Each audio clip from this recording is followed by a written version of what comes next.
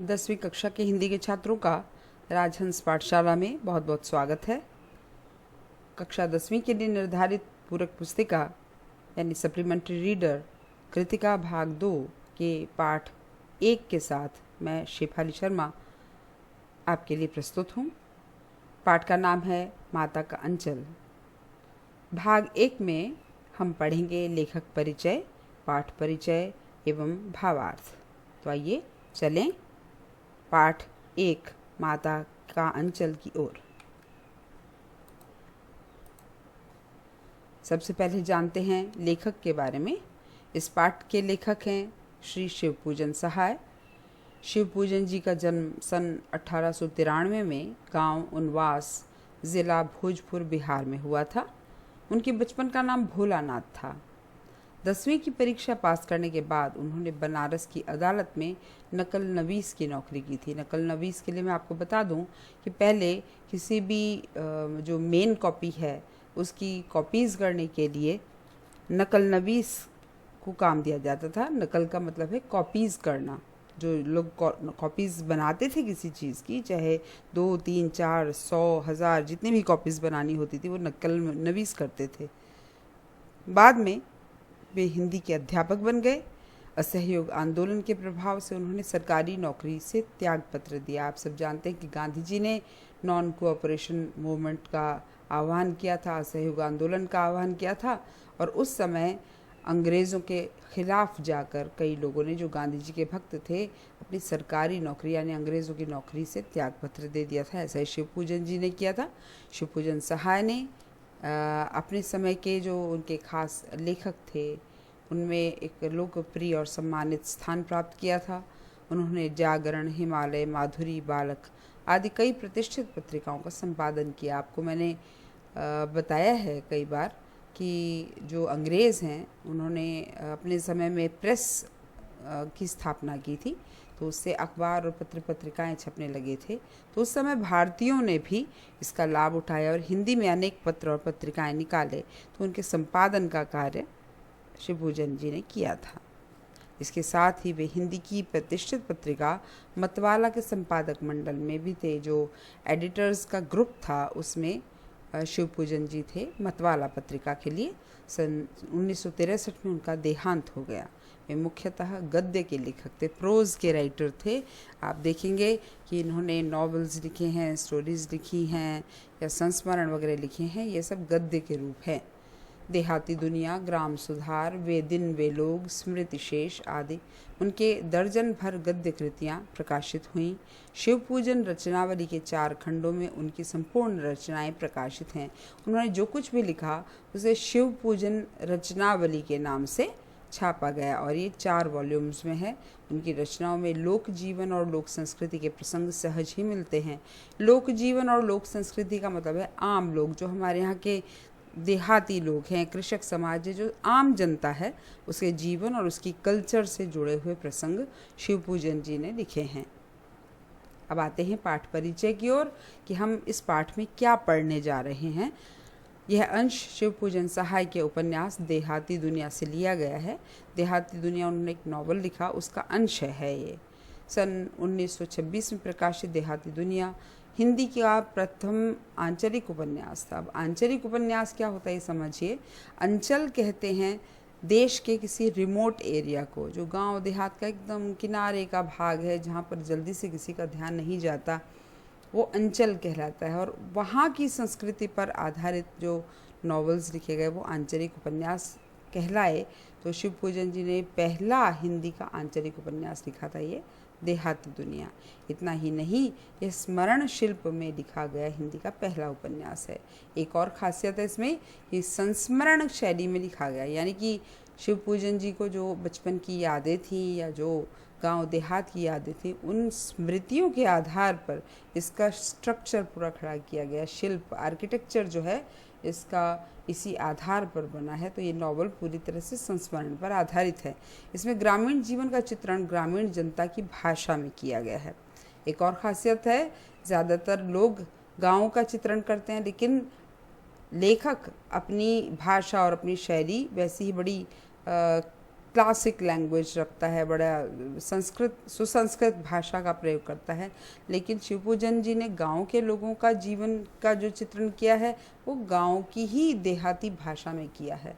लेखक ने उपन्यास की भूमिका में संकेत दिया है कि ठेठ से ठेठ देहाती या अपड़ गंवार, निरक्षर हलवाहे और मजदूर भी बड़ी आसानी से समझ सकते हैं।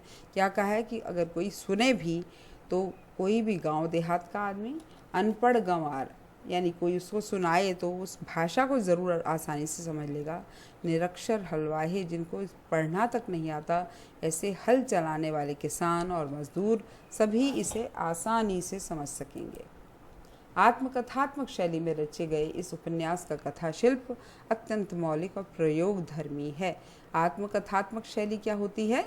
जब कोई व्यक्ति अपनी कथा खुद लिखता है। तो यहाँ पे शिवपूजन जी ने अपने बारे में खुद लिखा है, यानी अपनी ही कहानी लगभग लिखी है इन्होंने, इसलिए ये आत्मकथात्मक शैली में लिखा गया उपन्यास है।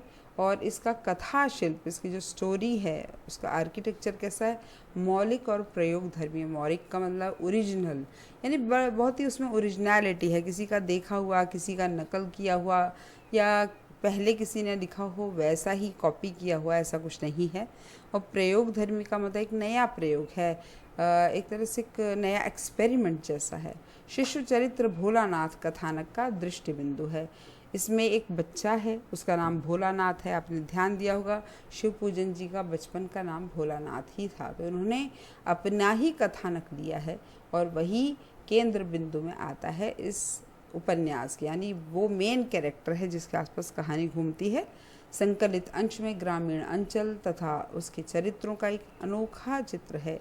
ग्रामीण अंचल मैंने आपको बताया देश के गांव का एक रिमोट एरिया, और वहाँ के जो चरित्र, वहाँ के जो कैरेक्टर्स हैं उनका एक विलक्षण चरित्र दिखता है, एक अनोखा चित्र हमारे सामने क्रिएट हो जाता है जो हमने ज़्यादातर गाँव में देखा नहीं, सुना नहीं। बालकों के खेल, कौतूहल, माँ की ममता, पिता का दुलार, लोकगीत आदि अनेक प्रसंग इसमें शामिल हैं। ये देखिए, बच्चों के खेल तो हैं, साथ में कौतूहल भी है, जो हर चीज़ को लेकर उनके मन में एक जिज्ञासा होती है, क्यूरोसिटी होती है। माँ की बहुत पवित्र ममता है, पिता कैसे उसको, बच्चे को दुलार देते हैं वो दिखाया गया है। और जगह जगह पर हर कुछ समय बाद लोकगीतों की कुछ पंक्तियाँ आपको पढ़ने को मिलेंगी। शहर की चकाचौंध से दूर गांव की सहजता को रचनाकार ने आत्मीयता से प्रस्तुत किया है। क्या किया? शहर की जो चकाचौंध है, ये जो चमक धमक होती है शहर की, उससे दूर गांव में कोई चमक धमक नहीं है और एक सहजता है, यानी नेचुरल लाइफस्टाइल है। उसको रचनाकार ने आत्मीयता से प्रस्तुत किया, यानी अपनेपन से प्रस्तुत किया है, जैसे रचनाकार अपनी ही बात कह रहे हैं। यहाँ बाल मनोभावों की अभिव्यक्ति करते करते लेखक ने तत्कालीन समाज के पारिवारिक परिवेश का चित्रण किया है। बाल मनोभाव, बच्चों का कैसा मन होता है, कैसा उनका स्वभाव होता है, उसको बहुत सुंदर ढंग से एक्सप्रेस किया गया है। और तत्कालीन यानी उनके समय का जो समाज है, उनके समय की सोसाइटी जो है, उसमें पारिवारिक परिवेश कैसा था, किसी भी एक फैमिली यूनिट के आसपास का वातावरण कैसा होता था, कैसे लोग होते थे, आसपास की सोसाइटी, आसपास के परिवार, स्कूल, पड़ोसी, सब कैसे होते थे, ये सब दिखाया गया है इसमें। आइए अब पढ़ते हैं माता का अंचल, और जो कुछ पढ़ा है अभी हमने इसके परिचय में, वो सब कुछ यहाँ पर आप घटित होते हुए देखेंगे। शुरुआत हुई है, जहाँ लड़कों का संग तहाँ बाजे मृदंग, जहाँ बुढ़ों का संग तहाँ खर्चे का तंग। अब ये लोकगीत की कुछ पंक्तियाँ हैं। जहाँ लड़कों का संग, जहाँ पे बच्चों का साथ होता है, तहाँ बाजे मृदंग, मृदंग एक वाद्य होता है, एक बाजा होता है, तो बाजे मृदंग का मतलब वहाँ पे ढोल बजते हैं, खुशियाँ मनती हैं, ये दिखाया गया है। और जहाँ बुढ़ों का संग, यहाँ यानी कि जहाँ पर बड़े बूढ़े लोग हों, मैच्योर लोग हों, वहाँ खर्चे का तंग। वहाँ पर हमेशा आप ये सुनेंगे कि अरे इस चीज़ में खर्चा हो गया, उस चीज़ में खर्चा हो गया, यानी सीरियस बातें होती हैं। तो बच्चों के साथ तो होते मज़े और उत्सव मनाया जाता है, और जहाँ पे बड़े बूढ़े लोग होते हैं वहाँ पे हमेशा सीरियस बातें होती हैं। यहाँ से बात शुरू हुई है, यानी कि कुल मिला के पाठ किस चीज़ से जुड़ा हुआ है? बच्चों की मस्ती से जुड़ा हुआ है। ये शुरुआत की पंक्तियाँ ही हमें बता रही हैं।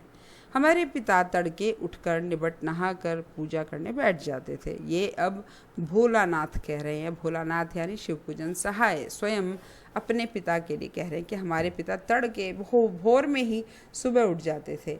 ये देखिए, भारत वर्ष के पूरे देश की परंपरा ये थी कि भोर में उठना है, ब्रह्म मुहूर्त में। हमारे यहाँ कहा जाता है कि सूर्योदय से पहले ही उठ जाना चाहिए, और इसीलिए हमारे पुराने जो बुज़ुर्ग लोग थे, जो हमारे पूर्वज थे, वो बहुत अधिक स्वस्थ रहते थे। निबट नहाकर यानी सभी कामों से निवृत्त होकर नहाकर पूजा करने बैठ जाते थे। हम बचपन से ही उनके अंग लग गए थे। अंग लग गए का मतलब उनसे चिपक गए थे, जुड़ गए थे, हमेशा साथ रहते थे उनके। माता से केवल दूध पीने तक का नाता था। माँ जो है माँ से कैसा नाता था, केवल उनके पास जाते थे और दूध पीकर फिर पिता के पास आ जाते थे। इसलिए पिता के साथ ही हम भी बाहर की बैठक में सोया करते थे। आजकल हम जिसको ड्राइंग रूम कहते हैं, पुराने ज़माने में घरों में एंटर करते ही एक बड़ा कमरा होता था जिसमें घर का मुखिया, घर का जो हेड होता था, पुरुष जो होता था, वो रहा करता था, उसको बैठक कहा करते थे। तो भोलानाथ जो थे शिवपूजन सहाय, वो अपने पिता के साथ ही बैठक में सोया करते थे, यानी हमेशा पिता के साथ रहते थे। वे अपने साथ ही हमें भी उठाते और साथ ही नहला धुलाकर पूजा पर बिठा लेते। पिताजी को इतना प्यार था कि पिता उठते थे तो साथ साथ बच्चे को बिठा लेते थे, उसे नहलाते धुलाते थे, और जब सुबह पूजा करते थे तो साथ में अपने बच्चे को बिठाते थे। हम भभूत का तिलक लगा देने के लिए उनको दिक करने लगते। अब देखिए, हमारे घरों में यज्ञ वगैरह भी होता था, हवन होता था, उसकी जो भभूत होती है ना, उसका तिलक लगाया जाता था। ये तिलक त्रिपुंड कहलाता है। जैसे आपने देखा होगा, शिव जी के माथे पे होता, मस्तक पर 3 अंगुलियों से बना हुआ, उसको त्रिपुंड कहते हैं। तो वो लगाते थे, और उसके लिए जो लेखक हैं, जो बच्चा था ये भोलानाथ, वो दिक करने लगता। दिक का मतलब जिद करने लगता था, कुछ हंसकर, कुछ झुंझलाकर और कुछ डांट कर वे हमारे चौड़े लीलार में त्रिपुंड कर देते थे। हंस के, कभी कभी तो उसको चीज़ को एंजॉय करते थे। कभी जब बच्चा ज़्यादा जिद करता है तो माता पिता भी झुंझला जाते हैं, या कभी कभी डांटना भी पड़ता है, लेकिन आखिरकार पिता लगाते थे क्या, चौड़े लीलार पर, लीलार का मतलब माथा, उसके ऊपर त्रिपुंड लगाते थे। वही जो मैंने आपको बताया, 3 अंगुलियों से शिवजी के नाम का जो तिलक लगता है वो त्रिपुंड कहलाता है। हमारे लीलार में भभूत खूब खुलती थी का मतलब खिलती थी, सुंदर लगती थी। सिर में लंबी लंबी जटाएं थीं। अब ये भी आपको ध्यान होगा, आपको बता दूं, वैसे जब बच्चे का जन्म होता है तो उसके प्रथम वर्ष में या तो मुंडन करवा दिया जाता है। अगर किसी वजह से वो मुंडन न कराया जा सके तो फिर तीसरे वर्ष में मुंडन कराया जाता है। अगर ऐसा हो तो लंबे लंबे बाल हो जाते। संभवतः शिवपूजन सहाय का मुंडन समय पर नहीं हुआ, इसलिए इनके लंबे लंबे बाल थे। तो उसके लिए कह रहे हैं कि एक तो त्रिपुंड लगा दिया, दूसरे शिव जी की तरह लंबी लंबी जटाएं थी, इसलिए भभूत रमाने से हम खासे बम भोला बन जाते थे। बम भोला यानी शिव जी जैसा रूप हमारा लगता था। पिताजी हमें बड़े प्यार से भोलानाथ कहकर पुकारते थे, पर असल में हमारा नाम था तारकेश्वर नाथ। अब पिताजी का दिया हुआ नाम था ये भोलानाथ, लेकिन वैसे इनका नाम क्या था, तारकेश्वर नाथ। हम भी उनको बाबूजी कहकर पुकारा करते और माता को मैया। ये इनके संबोधन हैं। जब बाबूजी रामायण का पाठ करते तब हम उनकी बगल में बैठे बैठे आईने में अपना मुंह निहारा करते। अब बच्चा पिता के साथ बैठ तो गया पूजा पाठ करने, लेकिन उसको क्या मालूम कि क्या करना है पूजा में, ना उसको कोई स्तोत्र याद है, ना उसको कोई विधि विधान आता, इसलिए इनका ध्यान किसी और चीज़ में लगा रहता था और पिताजी रामायण का पाठ करते रहते थे। तो पास में जो आईना, एक छोटा सा शीशा रखा रहता था, उसमें ये अपना मुंह देखा करते थे, क्योंकि अब सज धज गए, नहा धो लिए हैं, लंबे लंबे बाल हैं, त्रिपुंड माथे पर लग गया है। जब वे हमारी ओर देखते तब हम कुछ लज्जा कर और मुस्कुराकर आईना नीचे रख देते। जब देखते हम कि पिताजी ने हमारी तरफ देखा है कि ये कैसे शीशे में अपना मुंह देख रहा है, तो हमें थोड़ी लज्जा आ जाती थी, हम शर्मा जाते थे और फिर हंसकर आईना एक तरफ रख देते। वे भी मुस्कुरा पड़ते थे, उनको भी हंसी आ जाती थी हमारी इस छवि पर। पूजा पाठ कर चुकने के बाद वे राम नाम लिखने लगते।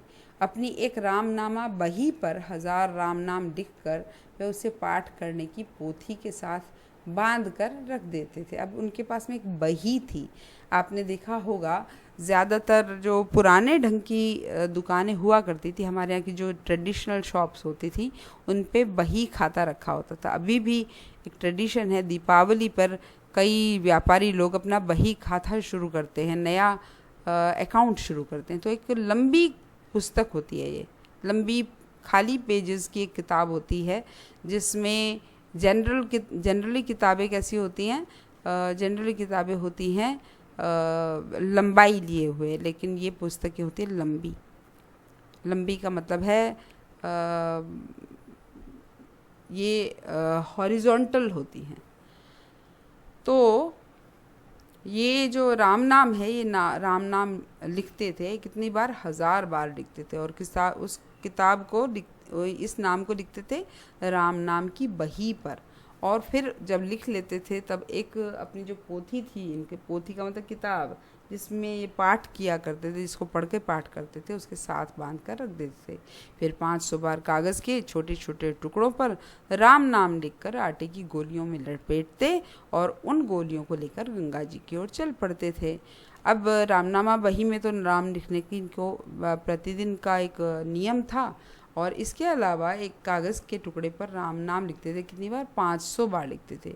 और फिर उन 500 बार लिखे हुए राम नाम के 500 टुकड़े करते थे, और फिर उन टुकड़ों को आटे की गोलियों के अंदर लपेट देते थे। और फिर उन 500 गोलियों को लेकर ये हर रोज़ गंगा जी जाते थे इनके साथ, भोलानाथ के साथ, और वहाँ जाकर ये मछलियों को खिलाते थे। तो ये इनका नियम था। उस समय भी हम उनके कंधे पर विराजमान रहते थे। जब ये गंगा की तरफ जाते थे तब भी कंधे पर बैठे हैं भोलानाथ।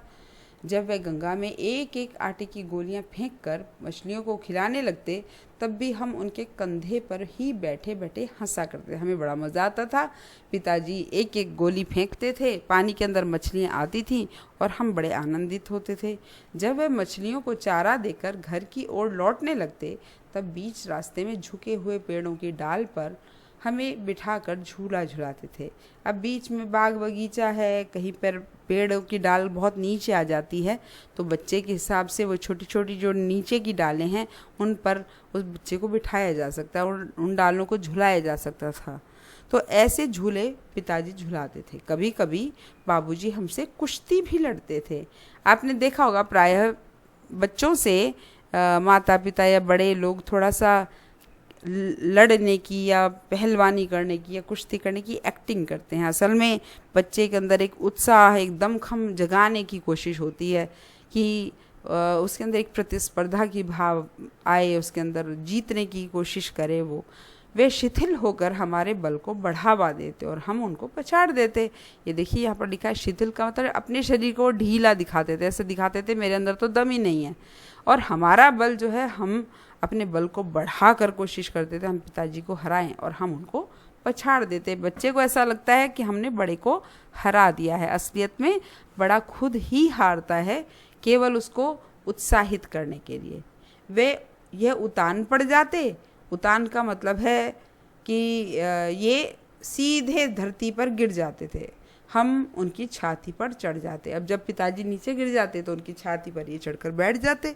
जब हम उनकी लंबी लंबी मूछें उखाड़ने लगते, तब वे हंसते हंसते हमारे हाथों को मूछों से छुड़ाकर उन्हें चूम लेते थे। अब क्या है कि जब सामने पिताजी गिरे हुए हैं, उनकी छाती पर ये बच्चा चढ़ा हुआ है, तो उनकी लंबी लंबी मूछें थी, उनको पकड़ने की कोशिश करते थे, और वो हंसते हंसते हमसे वो मूछें छुड़ा लेते थे और दोनों हाथों को चूम लेते थे। फिर जब हमसे खट्टा और मीठा चुम्मा मांगते, तब हम बारी बारी अपना बायां और दायां गाल उनके मुंह की ओर कर देते थे। फिर कहते थे कि अब हमें खट्टा चुम्मा दो। खट्टा क्या है, बाएं तरफ का जो चुम्मा या वहाँ का जो प्यार उस पर करना है, उसको खट्टा कहा गया है। और दाहिने गाल पर किया गया जो चुम्मा है, प्यार है, उसको मीठा कहा गया है।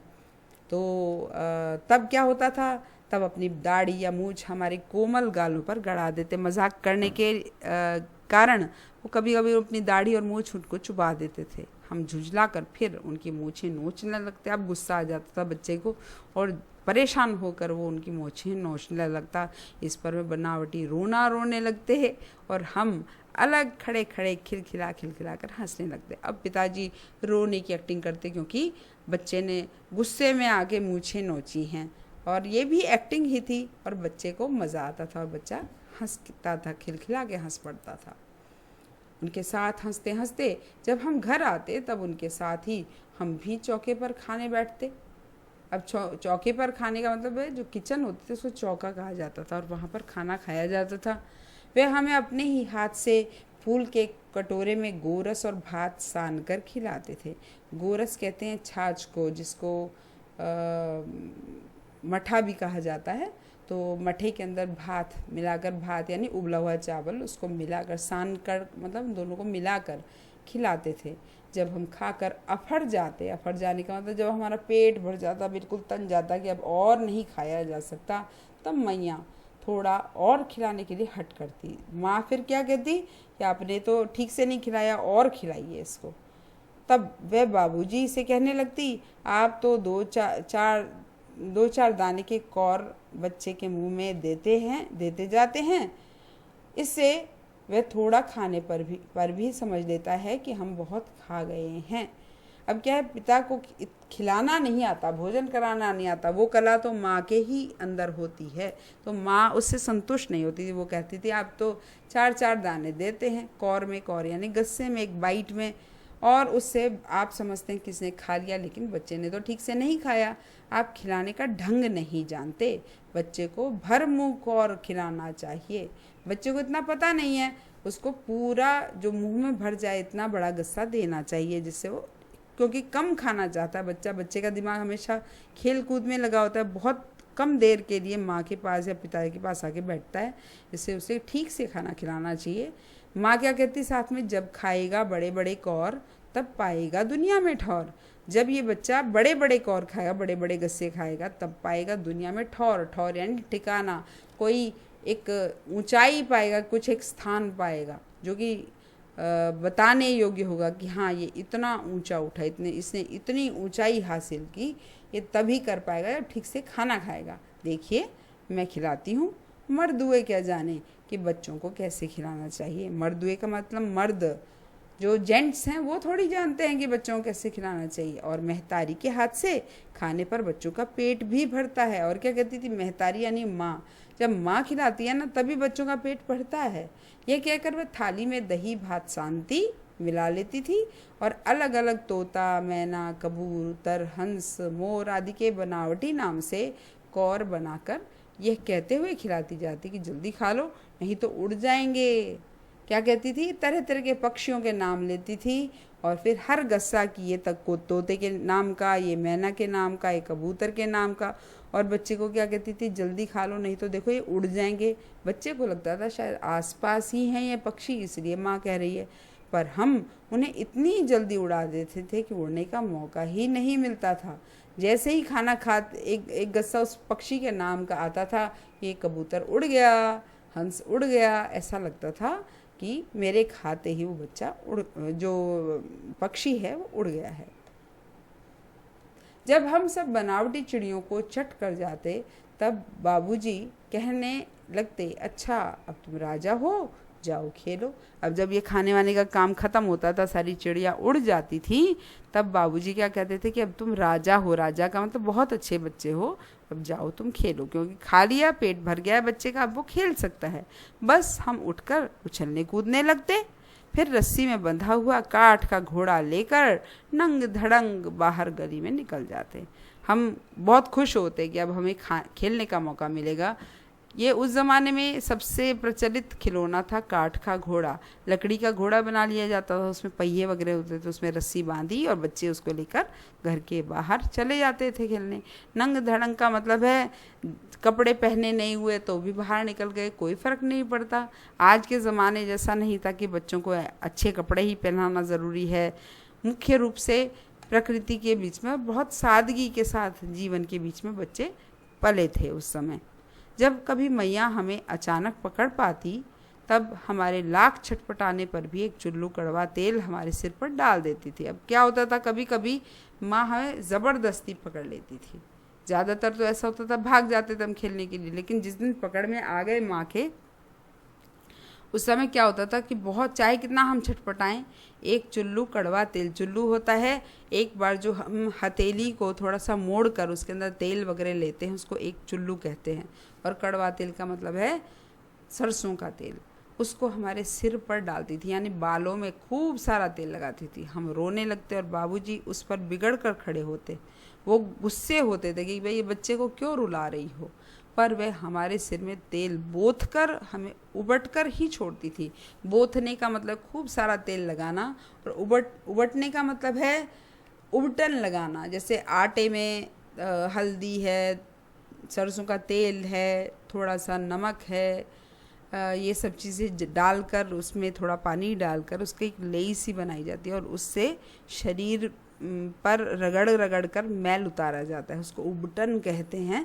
तो उबट कर छोड़ने का मतलब है कि शरीर को भी साफ करती थी, बालों में तेल भी लगाती थी।